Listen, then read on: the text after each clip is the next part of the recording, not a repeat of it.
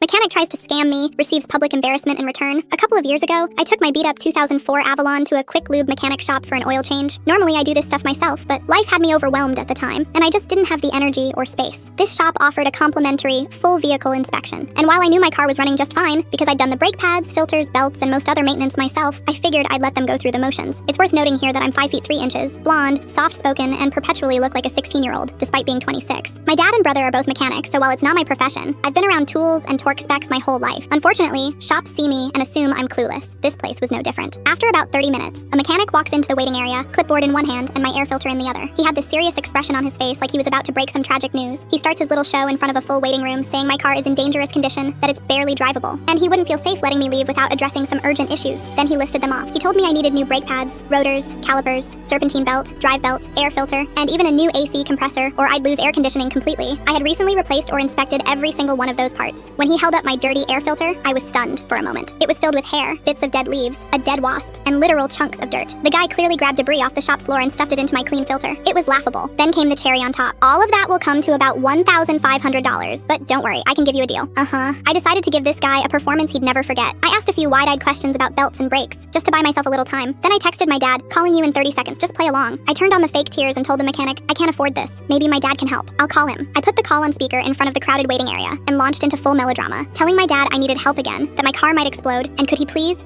help me pay for the repairs? My dad caught on instantly. He calmly asked what the repairs were. I told the mechanic to explain it, and he read the list, again, with the same urgency. My dad played along flawlessly, acting concerned and thankful that the mechanic caught everything before I got hurt. Meanwhile, I kept my damsel in distress act going, then came the reveal. As soon as my dad finished his bit, I started laughing, loudly, that I got you kind of laugh. My dad erupted into cackles on the other end too. I said, Dad, do you hear this nonsense? He brought me my new air filter and tried to pass it off as garbage. He literally rubbed it on the ground to make it look dirty. The waiting room audience? Loving it. A couple people were snickering openly. The mechanic? His face was bright red. He didn't say a word, just stood there with his mouth opening and closing like a confused fish. I handed him the filthy air filter and told him to clean it and show it to me before reinstalling it. I then followed him outside to watch him finish up the job, just in case he tried to mess with anything on my car in retaliation. To be honest, maybe I took it a little over the top, but I've seen mechanics take advantage of too many people, especially women, who don't know anything about cars. That infuriates me. This time, I got to flip the script. Massive props to my dad for his acting chops and for teaching me everything under the hood. And shout out to that entire waiting room for bearing witness to Scammy McRipoff getting humiliated by the naive blonde girl who just wanted an oil change.